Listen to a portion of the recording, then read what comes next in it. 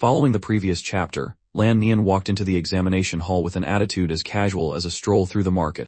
Every question he encountered was perfectly within his expertise, requiring only a few strokes of his pen to complete. He didn't even finish his cup of tea before leaning back on the desk and falling soundly asleep. Yet, upon his return, he held his head high, proudly puffing out his chest and declaring, "I will undoubtedly be first place. No one can compare." The atmosphere grew tense that very afternoon as the examiners began grading the papers. The sounds of rustling paper and scratching pens mingled with sighs of pressure, and each examination sheet fell to the ground like a golden leaf caught in the wind. Suddenly, one examiner cried out, his eyes shining as if he had just found a treasure. It was Xu Hongbing's paper. Instantly, the room erupted. Everyone rushed over, cherishing every character as if it were a precious gem. "A masterpiece, truly a masterpiece. No one can surpass him," they exclaimed. Murmurs of admiration followed, solidifying the belief that Xu Hongbing had secured the top spot. Inevitably, the rumor that Crazy Lan had slept through the exam and submitted a blank paper reached the king's ears. The monarch was furious upon hearing this, his face turning as red as a gak fruit.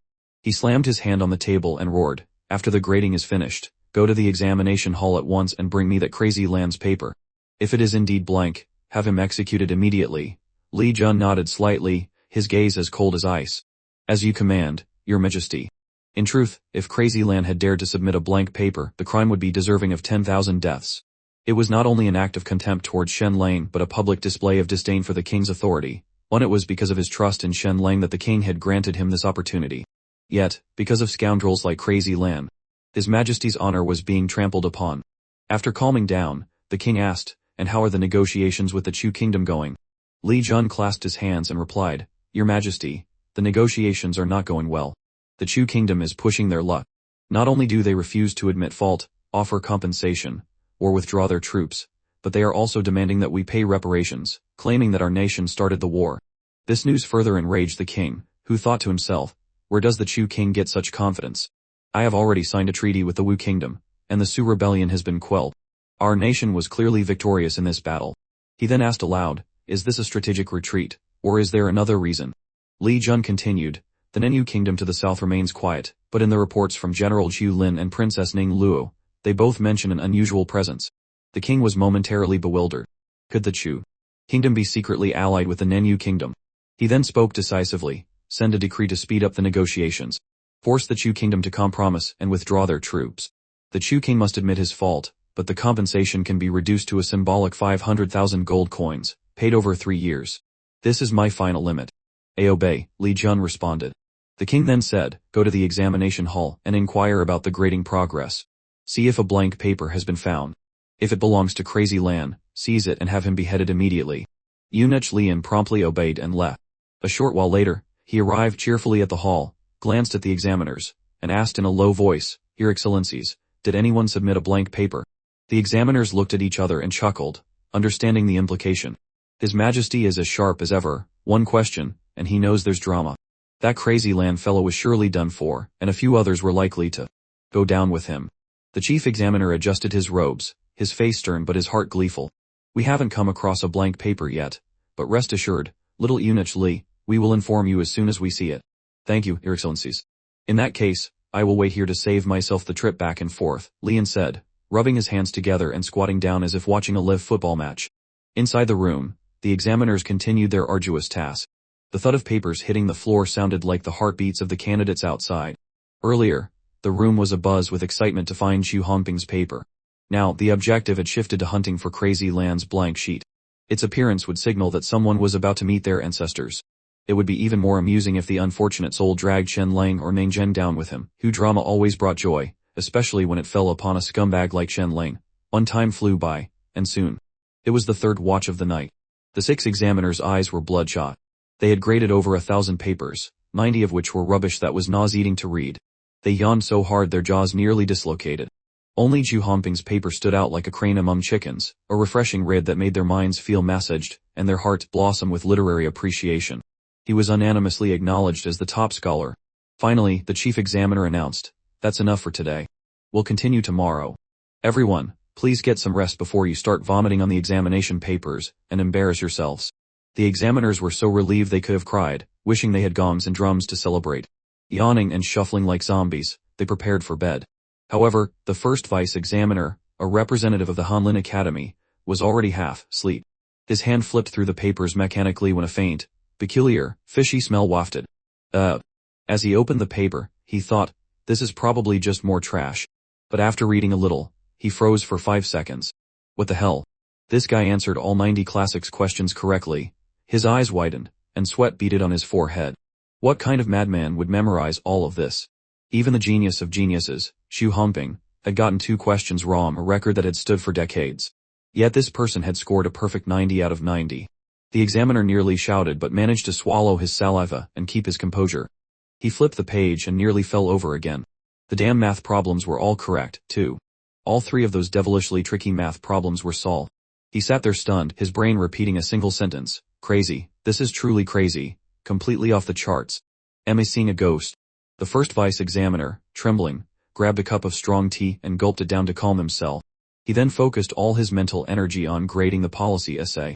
He knew that no matter how brilliant the classics and mathematics sections were, they were just the prelude. To pass this crucial round, one had to score well on the policy essay and poetry. He skimmed it once and nearly had his hair stand on end. What in the world is this? Is this a policy essay? Or are these 2 divine scriptures fallen from heaven? The more he read, the more he stammered. No, good is not a strong enough word. Excellent doesn't do it justice. Xu Hongping, my apologies, I take back all my previous praise and passed it on to this paper instead. This wasn't a normal policy essay, it was the kind that appears once in a century.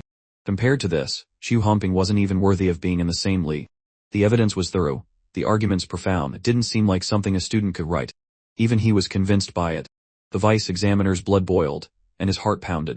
Even with a great essay, the poetry might not be good. As long as the poetry isn't too terrible, maybe an 8 out of 10, that's enough to secure the top spot. Yet, as soon as he read the opening line of the poem, "You left me, day after day, nothing remains," he trembled as if struck by lightning. His scalp tingled, and his heart felt like it would leap out of his chest. My God, what kind of poetry is this? It's as if an immortal guided the pen. He moved on to the fewer form of prose, boom, took 3 deep breaths, and roared internally this. This is an immortal's prose, a timeless masterpiece, a rare gem seen once in 1,000 years. This is insane, completely insane. Is this a genius or a demon in disguise? He shot to his feet and announced loudly, Gentlemen, Xu Hongping will certainly not hold the top position this time. The paper in my hand is the true number 1. If anyone dares to rank it second, I will storm into the imperial palace and argue my case. The other examiners, their faces etched with exhaustion, didn't believe him. They gathered around, mumbling warily, isn't the top spot already decided? It's Xu Hongping. I don't believe any student here can surpass his policy essay and poetry. It's already the 3rd watch, let's just look at it tomorrow. Now, he insisted. You must look at it now, or you will regret it. They grumbled in annoyance. Oh, you just love to stir up trouble. Fine, let's see it then. Let's see what has you so worked up. If this paper isn't better than Xu Hongping's, you're buying us all drinks. Wait. All the classics and mathematics answers are really correct. Let me see. A few seconds later, all their jaws dropped. They were utterly astonished, unable to believe their eyes, and then they cried out in alarm. It's all correct. Truly an eye-opener. This is the absolute pinnacle. The chief examiner cut in. That's nothing. Even if the classics and math are all correct, it's not the most important part. In the imperial examination, the policy essay and poetry are what matter most. But as they read on, their astonishment grew. My goodness, this policy essay is a timeless piece of literature. How can it be written so brilliantly? No wonder the vice examiner declared so boldly, Xu Hongping, my apologies, your reputation is going down the toilet. The chief examiner took the paper, muttering in disbelief, is this real or fake? A second later, his eyes widened in shock, and he screamed internally. How is this possible? It truly surpasses Xu Hongping. He instinctively took out Xu Hongping's paper to compare. The difference was like night and day, a clear case of superior versus inferior. Everyone sighed. Alas, young Master Xu is talented, but this essay. By word, it's a once-in-a-century masterpiece. We can't judge the poetry yet, but this essay will surely be remembered for ages. One examiner lamented, what a tragedy. Prime Minister Kai held Xu Hongping in such high regard, like a pearl in his palm, making him wait until he was 17 to compete. Who would have thought that the moment he appeared, he'd be knocked off the top spot by this monster? Wait, another examiner interjected. Who is this candidate? Reveal the name. The entire room turned to glare at him with ice-cold stares. Are you trying to get us all killed? Revealing the name now is the same as leaking the exam questions. Get rid of that thought immediately. Everyone knew how critical this examination was. If even a single detail were leaked, all the examiners would be imprisoned. They debated and analyzed, shaking their heads repeatedly. Impossible. This must have been a spontaneous explosion of genius in the examination hall. To write like this is like being possessed by an immortal. So strange. We have no candidate this monstrous in the capital. Someone sneered. Poor Chu Homping. He was supposed to be the guaranteed number one, and now he's at risk of being second. If we rank him second, it will surely cause a storm outside. The first vice examiner declared, no. If anyone dares to place Chu Homping first over this paper, I will write my resignation and present it directly to His Majesty. The other examiners cursed silently, damn it, acting as if you're the only one with integrity. But the problem was, His Majesty had always favored Chu Homping, calling him a rare talent found once in 1,000 miles. If he didn't get first place, would His Majesty fly into a rage? The chief examiner stroked his beard and made a safe pronouncement. Let us transcribe both papers and send them to His Majesty. Let his discerning eye decide who is first and who is second. The next morning, little eunuch Lian scurried back to the examination hall. His Majesty is getting impatient. Is there a blank paper yet? The examiners answered in unison, not yet. The chief examiner calmly added, but there are two exceptionally outstanding papers, undoubtedly the first and second place of this exam. As for who is better, we will let His Majesty decide. Lian frowned. Hello. This isn't the final palace examination. Why does His Majesty need to decide? Still, he took the two papers. Before leaving, he asked, Your Excellencies haven't finished grading everything, so how can you be so sure these two are the top two? The chief examiner gave a forced smile. Well, truthfully, we can't decide. It's better to let His Majesty weigh in. Lian nodded, clutching the two papers as if they were secret martial arts manuals, and hurried back to the palace. The atmosphere in the court was thick enough to be cut with a knife. King Ming Yuangshan's mind was a whirlwind of thoughts. Outwardly, he was as calm as an autumn river, but inside, he was screaming. He had stayed up late and woken up early, waiting for a single answer. Did Crazy Lan submit a blank paper or not? As Li Jun arrived, he announced, Your Majesty, the servant requests an audience. The king raised an eyebrow, his voice icy. Have you found Crazy Lan's examination paper? Lian entered, clasped his hands, and replied, Your Majesty, it has not been found. However, the examiners discovered two invincible, super-class papers. They have concluded that first and second place are among them, but they cannot decide who is superior and request Your Majesty's judgment. Ning Yuanxian's face darkened upon hearing this. He waved his hand dismissively. We are not at leisure. This is not the palace examination. What does the court pay them for? They push even a small matter like this onto us. A bunch of useless fatsos. Lian, embarrassed, clutched the papers and prepared to withdraw. But the king suddenly paused. A thought flashed through his mind, and a cold sweat trickled down his back. Wait. Could it be that Chu Homping failed? The queen herself had personally guaranteed that her nephew's performance would be like a dragon meeting the clouds, bringing dazzling glory. If he truly failed, wouldn't the entire royal family lose face? Ning Yuanxian took a sharp breath and commanded in a stern voice, Bring those two papers here. We wish to see them with our own eyes. Eunuch Li timidly presented the two papers. King Ming Yuanxian picked up the first one. After skimming a few lines of the classics and policy questions, he immediately recognized the familiar writing style. Aha, Chu Homping. This boy calls me uncle, I love him as if he were my own son. The style is truly aristocratic, and his analysis on establishing a new system aligns perfectly with my own ideas. Good child, very well written, very good. First place should be secure. He inwardly sneered at the examiners. What's wrong with them? Are they afraid of being accused of favoritism because he is the queen's nephew? Ridiculous. But when the king opened the second paper, he hadn't read for more than 2 minutes before his eyes went wide. What in the world?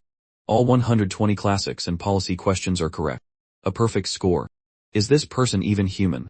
Or is this some deviant disguised as a scholar? He immediately sat up straight, his trembling hand turning to the policy essay. After reading just a few lines, goosebumps erupted all over his body. Excellent, excellent. Every sentence speaks the words of my own heart. He even wrote about things they had never considered. This could replace the new imperial edict itself. As he moved to the poetry section, the king's breathing became ragged. My God, this is not just poetry, this is an immortal soul poured onto paper. It writes of my deepest feelings, touching my very soul. This is a literary soulmate, the kind that appears only once in thousands of years. He roared internally. No wonder those examiners brought this to me. The answer is already clear. First place absolutely belongs to this paper. Even if Chu Homping is the one I've nurtured like a precious egg, today he can only be second. King Ming Yuanxian clutched the paper tightly, asking himself, whose paper is this? When did my kingdom produce such a literary monster?